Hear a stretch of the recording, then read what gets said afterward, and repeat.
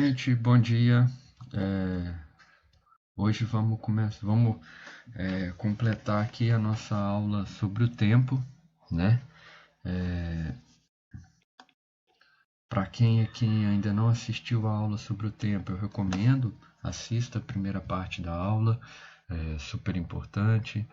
Depois eu também fiz uma aula sobre o caso Olímpia e também introduzir questões sobre o conceito de fantasia e o conceito de objeto, que eu acho super importante para entender essa segunda parte da aula.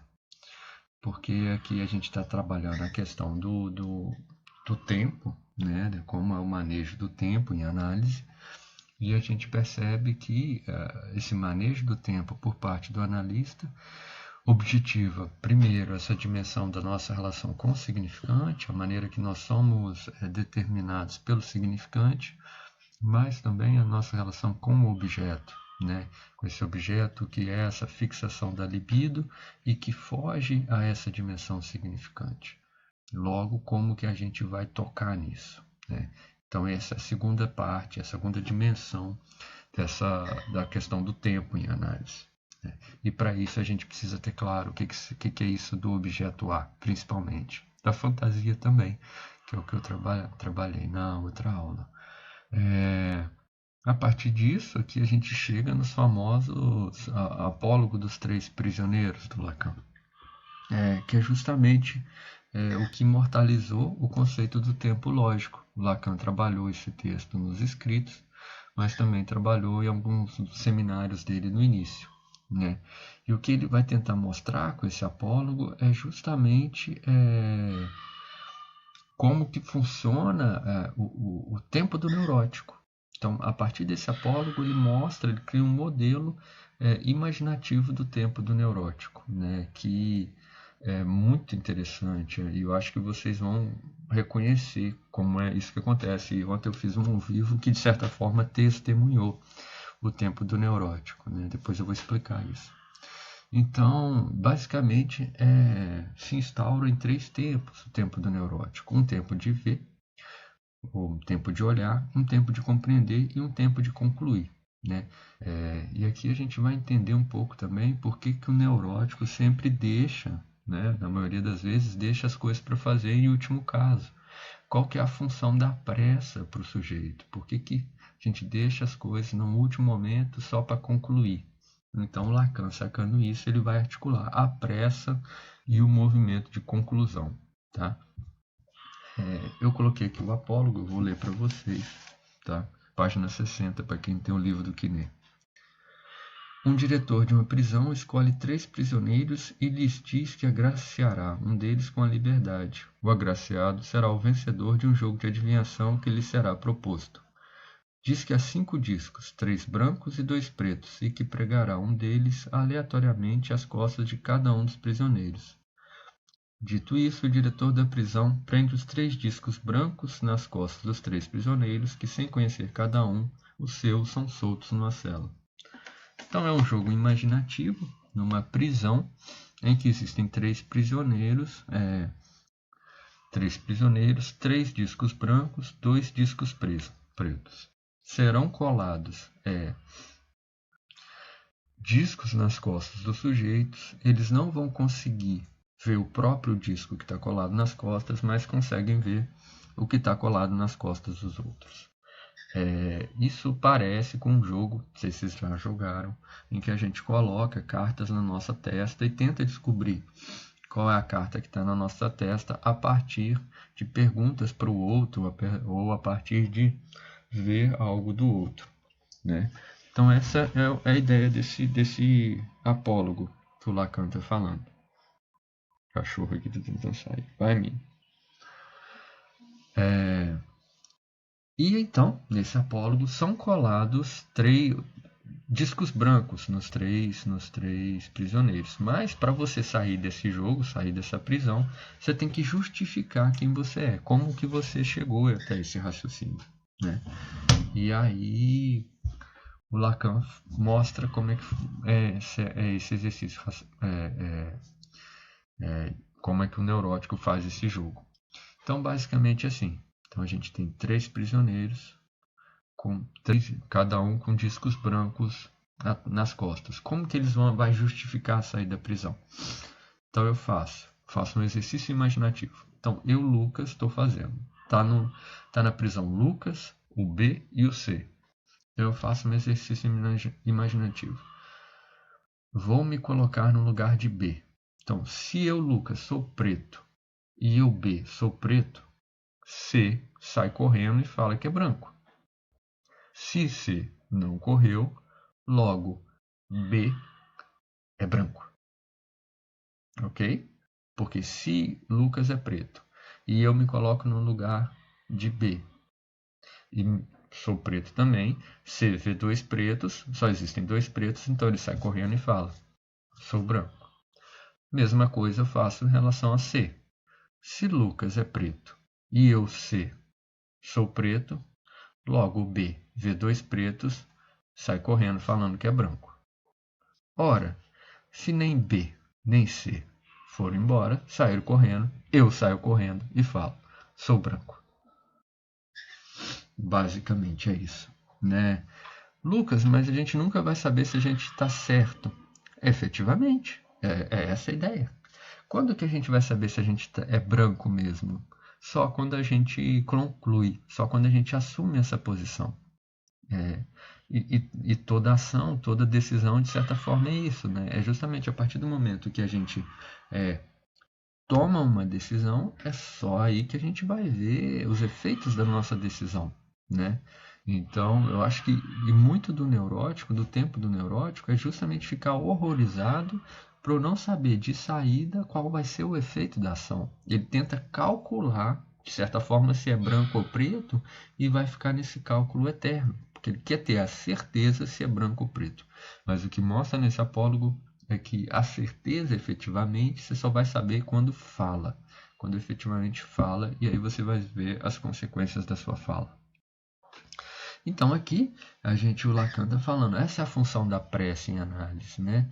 Porque justamente, como aqui o Lacan extrema e fala isso é um exemplo de vida ou morte, de certa forma, você tem que justificar para não morrer, ou então para sair da prisão, você, a partir do momento que você compreende a lógica da coisa, você faz esses exercícios imaginários que eu fiz com você, você tem que ir na pressa, você tem que falar sou branco, porque corre o risco de outro falar. E aí você vai ficar preso na prisão.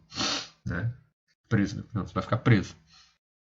Então, justamente, o que determina a ação do sujeito aqui é a não ação do outro. A partir do momento que eu faço o exercício e vejo que B não agiu e que C não agiu, eu ajo.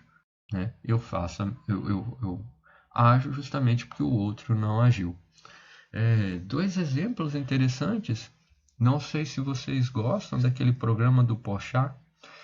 Eu acho muito engraçado, eu gosto muito. Que é o... Qual que é o nome do programa? Agora fugiu. Que história é essa, Porchat? Muito engraçado. E aí todo mundo conta história engraçada. Essa é a ideia do programa. E teve uma moça que contou uma história que ela tinha bebido demais, aí estava voltando a pé. E ela tinha um celular novo. E aí veio um cara contra ela e ela falou: vou ser assaltada. Então, olha os 3 tempos lógicos, né? Ela tá voltando bêbada e aí ela viu o cara, né? Então, no primeiro momento ela viu. Depois ela tá vendo e o cara vai fazer um movimento assim e ela compreende que vai ser assaltada. Né? Então ela compreendeu toda a situação.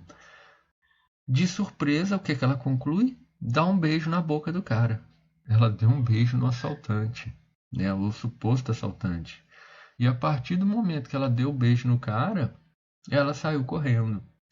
Óbvio que isso não é aconselhável para nenhum aluno fazer, nem eu vou fazer isso. Mas o interessante aqui é que tem os tempos lógicos, né? No sentido que ela viu, compreendeu e concluiu e surpreendeu o outro. E a partir disso, literalmente, ela conseguiu sair com vida, de certa forma. Óbvio que é uma situação extrema, muita doideira, mas, a meu ver, mostra muito bem essa coisa dos 3 tempos lógicos.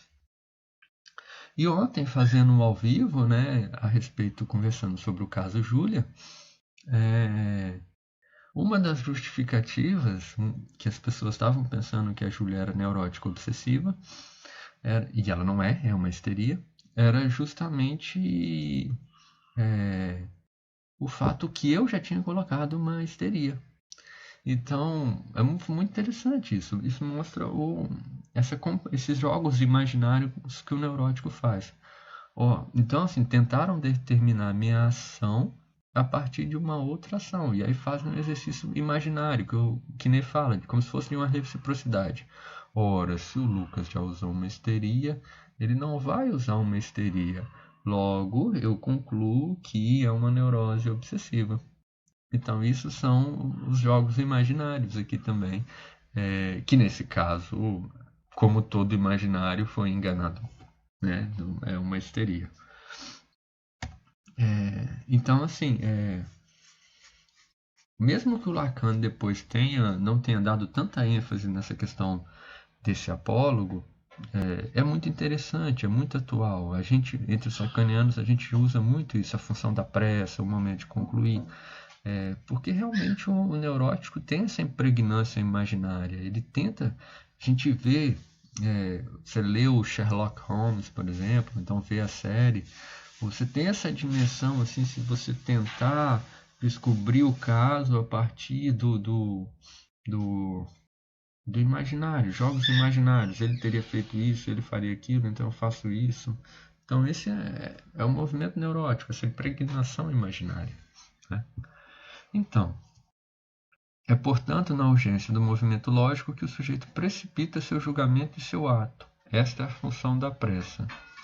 Se o sujeito fica na dúvida, ele nunca terá certeza. A angústia traz a certeza. É no momento de concluir que o sujeito diz quem é. A pressa precipita a declaração. A pressa é amiga da conclusão. Então, assim, lembrando, né, até que tem uma parte no texto ali que o Kinner fala que são os tipos de sujeito.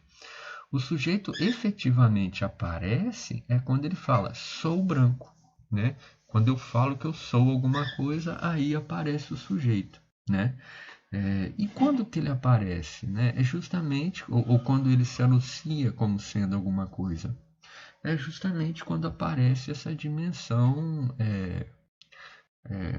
perdi aqui, desculpa, essa dimensão da pressa, né? É uma pressa, você tem que se anunciar, você tem que decidir, porque senão o outro vai decidir e você perde sua saída.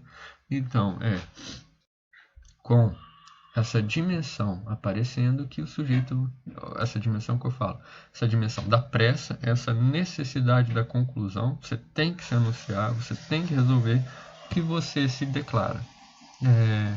Pensamos assim, gente, o caso Júlia, né, quando tem os ultimatos que ela está falando, uma prova, né, ou um trabalho, quando a gente deixa as coisas da última hora, é justamente quando chega esse momento de concluir, né? A gente já passou pelo tempo de ver, já passou pelo tempo de compreender, chegou o momento de concluir e a gente tem que tomar uma decisão, né? A gente tem que ou fazer a prova ou não faz a prova, ou entrega o trabalho ou não entrega o trabalho, tá bom?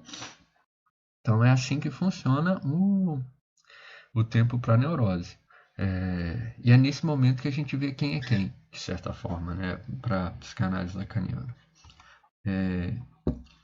E aí tá bom, descobrimos isso, que interessante. E o que isso nos interessa na questão da análise? Ora, a partir do momento que o Lacan entende isso, ele pensa o apólogo, o que ele vai fazer? Ora, se o neurótico, seja obsessivo, seja histérico, faz esse jogo, fica no tempo de compreender, o que o Lacan vai fazer? Ele vai instaurar no tempo da sessão a função da pressa. Então, essa história que as pessoas perguntam, mas quanto tempo demora uma sessão? Quanto tempo eu vou estar aqui, vou ter para falar? Senso comum, você pode até falar que é meia hora, mas efetivamente não tem. E esse não tem, esse eu não sei quanto tempo vai durar, é que gera angústia no paciente. Mas, Lucas, não é ruim gerar angústia? Não. Olha aqui o que a gente fala. Ó. Se o sujeito fica na dúvida, ele nunca terá certeza. A angústia traz a certeza. Ora, angustiar o sujeito, e aqui a gente está falando angustiar o sujeito neurótico, é interessante no sentido que aí vai ter uma certeza, aí vai ter um posicionamento, aí vai ter um sujeito que diz efetivamente quem é. É isso que o Lacan introduz nas sessões. Por isso que ele abandona a ideia de uma sessão cronometrada. Esse é um dos motivos. Porque ele insere a função da pressa. Então, é o analisando, que está ali na sala de espera, não sabe quanto tempo vai durar a sessão dele, logo ele vai ter que falar rápido. Essa é a pressa, eu tenho que falar logo, eu não tenho que ficar falando da minha semana, eu não tenho que falar o que está acontecendo, eu tenho que falar o que importa. Porque eu não sei quando o analista vai levantar e vai acabar a sessão. Isso me angustia e essa angústia me faz produzir. Ok?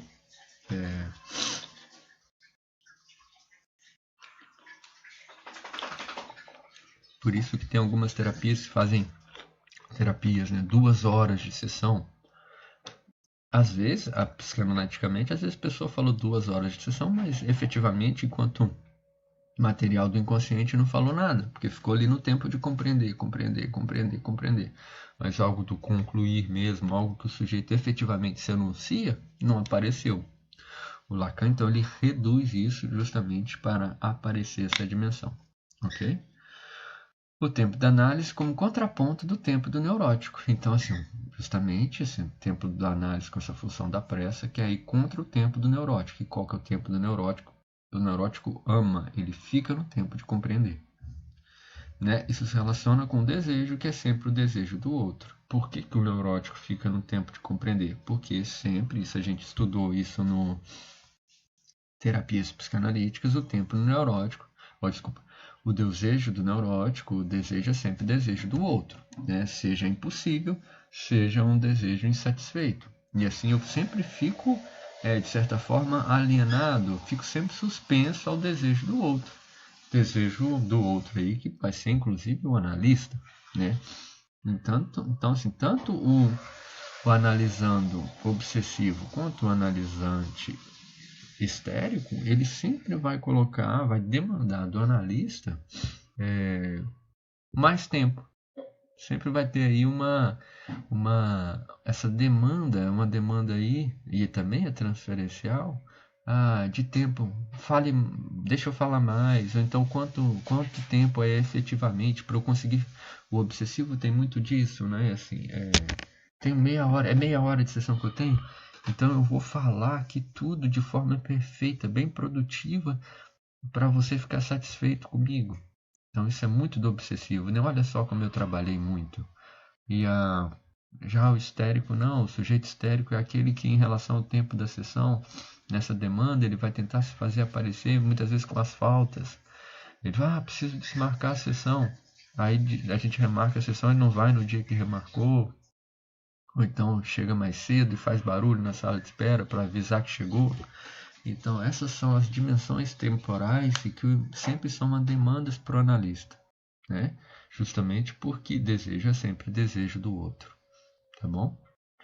E é justamente a pressa que nos faz agir, desvalorização do tempo de compreender e valorização do tempo de concluir. Então, se o neurótico tem uma valorização no tempo de compreender, na análise, efetivamente a gente quer que apareça o tempo de concluir. Por isso que para a gente, analistas, é quase que insuportável sessões longas, justamente porque a gente sabe que rola aí muito blá blá blá. Óbvio que a gente sabe que algumas sessões são mais longas, mas isso é exceção, né? Efetivamente as sessões são mais curtas porque a gente quer que o sujeito fale o que importa, né? Que ele se anuncie enquanto sujeito, né? Então, óbvio que quem está nas entrevistas não vai achar que são sessões de 10 minutos, mas quem está em análise, quem está no divã, as sessões são bem curtas mesmo, vai sendo reduzido isso, ok? Então, assim, o neurótico está suspenso ao tempo do outro. Como o analista pode cortar as vacilações do sujeito? O neurótico está suspenso ao tempo do outro, porque, por exemplo, o neurótico está pensando qual vai ser a ação do outro. Se eu escrevo isso no meu trabalho, o que o professor vai pensar? se eu escrevo essa outra coisa, o que o professor vai pensar? Mas eu escrevo errado. Ele vai tirar quantos décimos? Vocês conseguiram escrever, mas tem gente que não consegue escrever. Se eu for para uma banca de mestrado e escrever isso, o que a minha banca vai achar? Para alguns sujeitos, esse tempo de compreender é tão horrível que eles preferem não sair dele. Então eles ficam pensando e preferem que a faculdade jubile ele, de certa forma, do que concluir. Por exemplo, eu vou defender esse trabalho perante a banca. Né? Isso é essa dimensão, essa suspensão ao tempo do outro, é pensar sempre o que o outro está pensando, que é efetivamente um exercício imaginário, porque você nunca vai saber o que o outro está pensando, ao menos se você perguntar. Né? E aí como que a gente vai fazer o analisando, parar com essas vacilações, parar com essas dúvidas, né? Ora, justamente com a sessão curta. É com a sessão curta que você vai forçar a tomada de posição do sujeito. Né? Então, as sessões curtas, eu até coloquei essa dimensão, que é uma das dimensões que eu mais gosto, né? Em que a análise torna-se descontinuidade. Né? E aí eu coloquei, a sessão efetivamente é fora de sessão, né? Ou fora da sessão. O que isso quer dizer? Para quem faz análise? Quem faz análise deve perceber que ir ao analista uma vez na semana, 2 vezes na semana, é justamente esse lugar em que você vai ser surpreendido pelo analista. Né? Então, esse senso comum de que você vai para o analista para depositar as suas interpretações, depositar aquilo que você falou, ou que você pensou, é de certa forma verdade. Mas o que mais importa na análise lacaniana é você saber que quando você vai para análise, esse momento que você vai ser surpreendido por um analista e essa surpresa é que vai ficar batendo na sua cabeça e que você vai ficar tentando interpretar fora da sessão. A sessão acontece efetivamente, então, fora da sessão. A sessão é esse momento em que o analista te surpreende, isso causa efeitos em você que você vai ficar tentando interpretar isso depois fora da sessão. Então, por isso que eu disse que a análise é descontinuidade. Descontinuidade que é provocada na própria sessão. Né? Você está pensando uma coisa, olha só que legal, vou falar isso para o meu analista. E eu falo para o analista não está nem aí para isso. E aí é justamente esse não está nem aí que me provoca. Né? Pô, não está nem aí? Pô, ou então eu falo isso achando que o analista vai achar o máximo, ou vai falar certa coisa, o analista fala outra coisa. E é essa outra coisa, essa surpresa, ou essa sessão curta, né? Tem muita coisa para falar. Aí o analista me escuta por 5 minutos. É justamente isso que vai fazer com que eu vou ficar uma semana fora da sessão pensando sobre essas questões. Então, por isso que a sessão é descontinuidade, como eu coloquei aqui. Né? Então, assim, uma sessão se relaciona à elaboração do significante, né? Como eu disse no início da aula, essa maneira com que a gente está sujeitos ao significante, essa maneira como a gente é nomeado e se nomeia, e também essa dimensão do objeto, que escapa ao significante, que é a dimensão justamente do ato. Né? Então, a gente tem a pressão da sessão curta que quer mexer com o significante, mas ao mesmo tempo quer mexer ao terminar uma sessão com 1 minuto, com 5 minutos, tocar nessa dimensão, angustiar e tocar nessa dimensão que escapa ao significante, essa é a dimensão da libido, essa é a dimensão do objeto.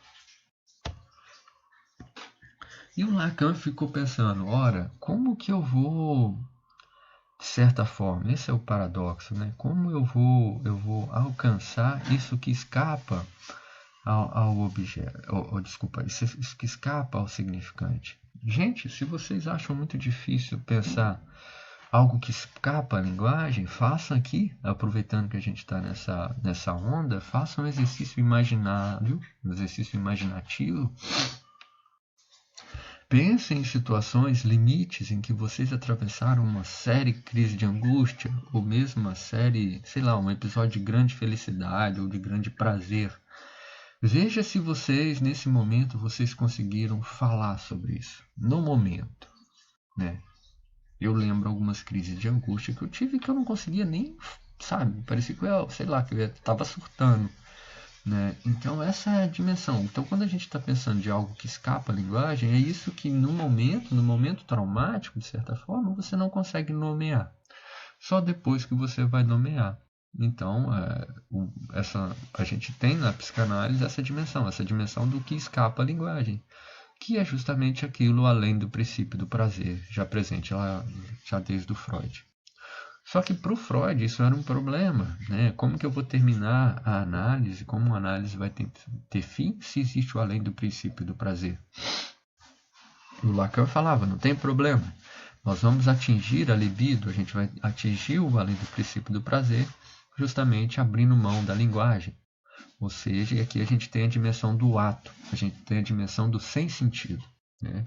E para abordar o sem sentido, o Lacan vai lá na técnica Zen. Olha só, o Lacan se interessava por pensamento oriental. Então é justamente aqui que ele vai pegar a inspiração para introduzir o sem sentido em análise. Justamente aquele momento em que o analisando está fazendo uma análise e o que o analista faz um ato ou fala algo totalmente sem sentido e que só no momento depois produz efeitos de verdade no analisando. Desculpa. Então a técnica Zen visa o que está fora da cadeia significante, visa o que está fora do sentido. Visa o que então? O objeto A, o objeto de gozo. Então, assim, aí até o Kine coloca essas coisas, né? Te responder com um latido, meu amigo. Não? Então, alguém te pergunta alguma coisa, você responde com um latido. Você imagina, você está em análise e o analista late. Essas coisas não duvidem, tá, gente? Isso é loucura? É loucura. Mas uma loucura teorizada, de certa forma, no sentido que o analista está provocando, está vendo se consegue deslocar a libido do sujeito, essa fixação, né? Que som é produzido quando batemos palmas com uma só mão? Isso são questões lá da técnica Zen, que o Kine está citando, né? Isso é sem sentido, né? Mas que é utilizado no Zen, no sentido lá do percurso Zen, né? Buscar o não sentido, algo do real e não da ordem do deciframento, ou seja, algo do real, algo do sem sentido, e não da ordem do significante que ele presentifica no seu ato. Então, o analista, quando ele faz esse tipo de ato, seja com a sessão curta, seja a introdução do não sentido, ele justamente quer presentificar esse algo do real, esse algo do objeto de gozo. O que é esse objeto de gozo, gente? É quando as pessoas estão falando em análise, ou estão falando na vida, olha, eu sei que eu estou errado, eu sei que eu faço isso, mas eu não consigo mudar. Existe algo em mim que eu não entendo, existe algo em mim que me assusta, existe algo em mim que me surpreende. Existe algo em mim que foge à minha consciência e que repete e que é super difícil de eu mudar, é justamente o objeto de gozo. E é isso que o Lacan está tentando mexer, está tentando responder Freud, né?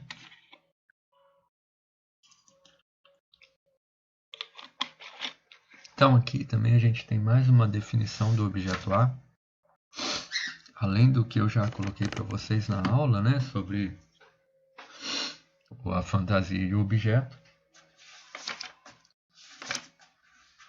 em que o Kine define o objeto A. Sempre bom a gente ler, né? Página 69. O objeto A é aquele objeto que, estando fora da cadeia significante, a orienta. É o objeto que sustenta a metonímia de discurso, de significante em significante. É o objeto que dá a característica do desejo como sempre desejo de outra coisa. O objeto que rola na cadeia que só pode corresponder ao intervalo significante. Então, isso eu falo lá na aula, que o objeto ele tem essa dimensão de causa do desejo e de mais de gozar. Ele tem essas duas funções, né? E que ele está fora da cadeia significante. A gente não consegue nomeá-lo, né? Então, até nas relações amorosas, a gente sempre está buscando a alma gêmea. Quando a gente encontra a alma gêmea, a gente fala, não é isso, era outra coisa que eu estou procurando. E aí, se não fizer análise, vai ficar procurando eternamente e infeliz. Ou feliz. Ok. E o Lacan, né, como a gente estudou em teorias psicanalíticas, né, o Lacan vai falar que são 4 objetos primordiais, né? O anal, o oral, a voz e o olhar, né? Então é isso que o analista quer. Ele quer, pelo ato dele, pegar esses objetos ou fazer esses objetos caírem, a fixação libidinal com esses objetos, né? Lembrando aqui também, como eu coloquei, que o próprio analista ele ocupa essa função de objeto, no sentido que quando ele fica nessa posição do sujeito suposto saber, objeto como causa do desejo, né? E aqui, como eu falei anteriormente para vocês, essa dimensão da libido, essa dimensão do objeto, aparece, é denunciada quando não são em análise. As pessoas ficam perplexas com essa dimensão delas mesmas, que é estranha para elas. Elas não entendem por que faz aquilo, não entendem por que não conseguem mudar, não entendem por que insistem em coisas que fazem mal para elas. Essa dimensão que denuncia a divisão subjetiva, o S barrado, e que denuncia também essa dimensão do gozo, essa dimensão do objeto. Tá bom? E o que é interessante na psicanálise é que, como eu já mostrei para vocês, se eu uso o significante para me nomear, sou professor, sou marido, sou pai, esses significantes nunca vai ter um significante último que me nomeie. Então, falar o que eu sou utilizando o significante é sempre muito precário, porque nunca vai ter uma definição final. Logo, para a psicanálise, quem a gente efetivamente é, o que nós somos, é o que a gente goza. Então, isso que a gente tem mais horror é o que efetivamente diz o que nós somos, né? Então, aqui, né, a gente tem até esse conceito de passe, que vai ser o que a gente vai trabalhar no nosso último capítulo, né, que um fim de análise, efetivamente, né, quando o analista efetivamente se torna analista, quando a pessoa faz 30 anos de análise e se assume enquanto analista, é quando ela sai dessa dimensão do significante para tratar essa dimensão dela do gozo. Então, efetivamente,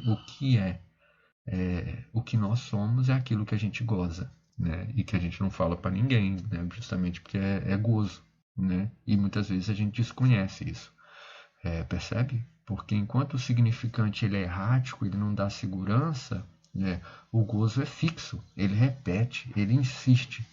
Logo, ele é quem diz quem nós somos, tá bom? Então aqui, né, eu coloquei esses matemas, eu acho que vocês estão cada vez mais familiarizados com isso. Aqui nesse primeiro, né, que é o discurso do analista, que é justamente aqui a gente vê o objeto A funcionando como causa do desejo na própria análise, é quando o analista se coloca como objeto, né, coisa que o TEL da sessão de terapia tem muita dificuldade de fazer, porque ele aparece ali como pessoa, ele está ali preocupado com a Júlia, por exemplo, né? Ele quer chamar o táxi para a Júlia, ele quer que a Júlia veja ele quer ter razão em tudo. Isso não é um analista enquanto objeto, entre causa do desejo, tá bom? Essa daqui é efetivamente o discurso do analista, e do outro lado, como vocês já viram aqui da outra aula, lado direito, a fórmula da fantasia. A fantasia que é uma janela para a realidade, né? Como a gente estrutura a nossa maneira de se colocar na vida. A Júlia da sessão de terapia, eu viajando aqui, eu diria que ela se estrutura enquanto uma sedutora, de certa forma. A sedução é a arma principal da Júlia. De um lado a gente tem o polo significante, aquilo que nos nomeia, e do outro lado a gente tem o polo do objeto de gozo, aquilo que a gente goza. Então esses dois polos é que fazem a construção da nossa fantasia. E a análise, as sessões curtas, o manejo do tempo justamente quer atingir esses dois polos. Retomando o caso Olímpia, por exemplo, é quando essa fantasia quebra, esse losango, esse doce de leite aqui a gente chama punção. S barrado, punção A. Quando essa punção quebra, quando a proteção da fantasia se esvai, como no caso Olímpia, na questão do aborto, quando isso quebra, a gente tem angústia, por exemplo. Tá bom? Isso aqui só para a gente mostrar, pra retomar para vocês, principalmente essa dimensão da fantasia, esse polo significante, esse polo do objeto. E como que a sessão curta tem uma justificativa teórica que faz sentido ainda mais para quem faz análise. Né?